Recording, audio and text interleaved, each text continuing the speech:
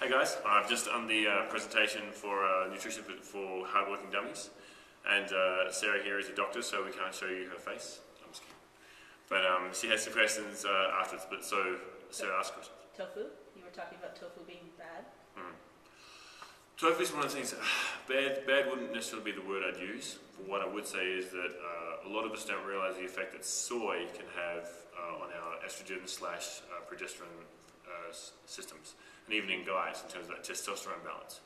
Soy, unfortunately, is a food that if we have it as soy milk versus say edamame, and again, if you have it as edamame, don't have a massive bowl, but have like sort of a side serving of it.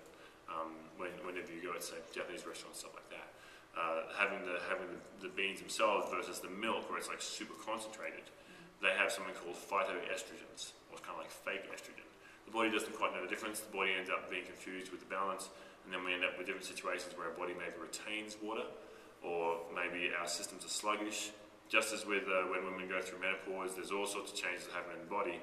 Imagine that on a much smaller scale happening to the body. If I were to be telling it, hey, there's a lot of estrogen in my body, what effects does that have on me? For me personally, it makes me want to watch lots of episodes of Glee. I'm not quite sure So why. you don't want that. Not a good thing. Not a good thing. So one of the other ones you talked about, black beans. How do you make them? Like, what are the best? What are your? You saying something about a can? Yeah, I'll take a can of cooked black beans, and then I'll rinse it. So I'll rinse it just as I would say salad or something like that. So I'll throw it in there. I'll wash it out, rinse it out, and then I'll take a big old handful of those, throw them in a pan with eggs or with other stuff I'm having.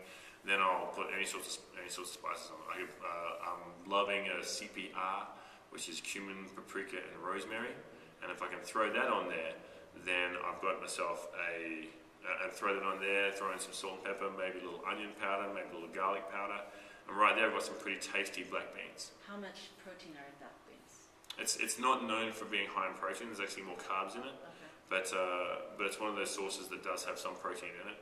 I'm adding the black beans in not because I'm trying to have it as protein, but I'm adding it because I want some slow carbs. Okay. I don't want low carb, I want slow carb. I want carbs that will slowly be absorbed into my body, so I don't get that sugar spike that's going to end up with insulin being released. And once that's because if I can keep that stable, that blood sugar stable, then the body will let go of the fat more easily. Don't worry, I understand Australian. That's right. I speak Australian. Don't worry, I speak Java. Microwave. You talk about having some things ready to microwave. I've heard the microwave is not good. So Yes, I agree. The microwave is not good. However, if I looked at the options you could have versus say going down the street and buying stuff or buying a candy bar, I'm willing to sacrifice a microwave if it only ever happens when you're say having something at work that needs to be heated up. If you're at home, I much prefer that people made a lot of food beforehand and then made it real easy for them to just empty out the Tupperware container of stir fry into a pan, heat it up, and just mix it up. Not necessarily to spend every night chopping up ingredients fresh. If you're going to chop something, chop a bunch up so that way you have it ready to go. So that way, because microwaves are essentially a tool that saves us time. Okay, is there other ways we can save time that are better for us? So yeah, I'm not a fan of microwaves. I agree that there's a lot of good research that talks about microwaves being bad for you. If I'm going to go by the everything in moderation rule, then I'm going to say microwaves are okay to use in a pinch. Okay, in a pinch. And then in regards to fruit, is there a listing where we can look up fructose versus? Yeah, if you were to say to Google and type in fructose, sucrose, glucose, fruit, table, that would probably give you some pretty good leads. Okay. Yeah, Just because we ate fruit every day, that's what we do with the kid. That's breakfast. Is half the breakfast is fruit based, and then I would have eggs or something. Right. But that's if you're with kids, it's different. I'm not going to try and make kids eat super low. Yeah, no, they would eat. Yeah, but in terms of what we eat, often we'll reach for a banana or an apple or an orange, or we'll have a big old fruit smoothie for breakfast, and we'll call that a good breakfast. But unfortunately, everything needs balance. Okay. And if we want to lose weight, then we need to shift that balance slightly so we're having less carbs, or at least carbs that are not going to jump up and down in our system. If we can have something that's super high fiber and have a little bit of fruit on it, I'm not against that. There was a question about having a salad with some That's right. raspberries on it. Raspberries are super high in fructose. However, if you say, hey, can I have a bowl of raspberries versus, hey, can I sprinkle some raspberries on my spinach salad? If that means you're going to eat a spinach salad, then throw some raspberries on there. Yeah. Okay.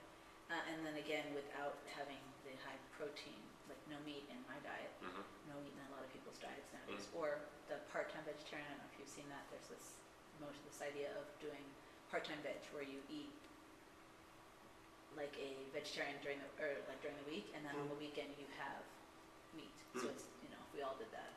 But I'm still working on that. But for that, like in terms of protein, I feel like that's the place that's the weakest. So I question a lot of people when they're vegetarian is, are you vegetarian from a taste perspective, from an environmental perspective, from a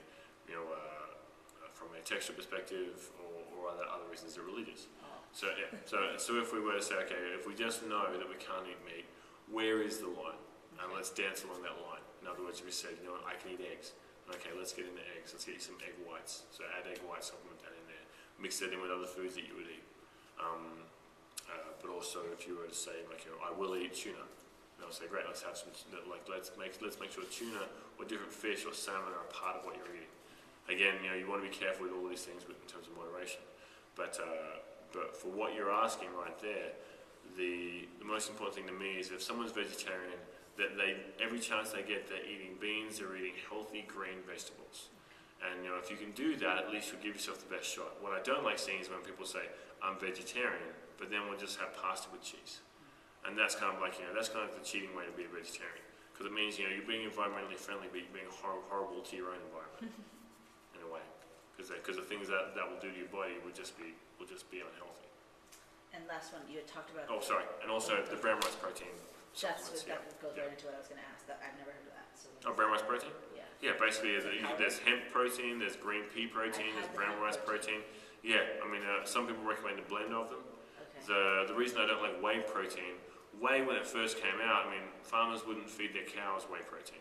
They just didn't want to do it because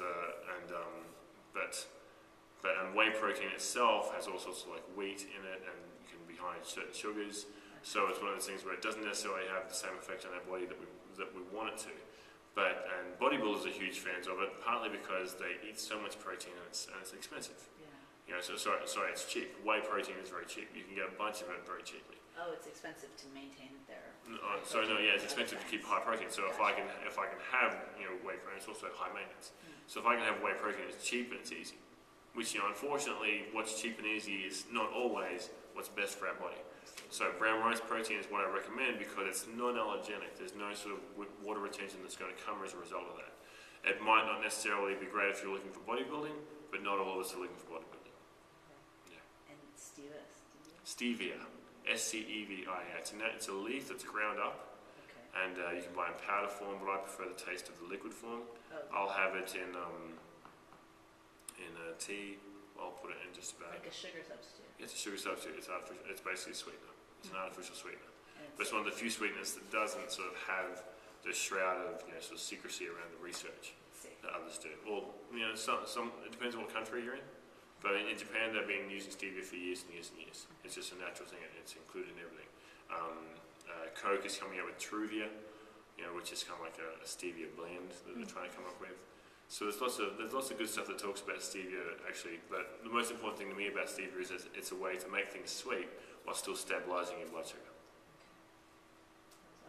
That's all your questions? All right. So thanks for having me. Good. And a high five. So it's like that's like the mullet of finishes right there. You have a business and then a pie, right?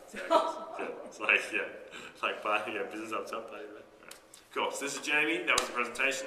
Thank you so much for paying attention if you're still with us so far. And Bonza Bodies, if you have any questions, just email info@bonzabodies.com.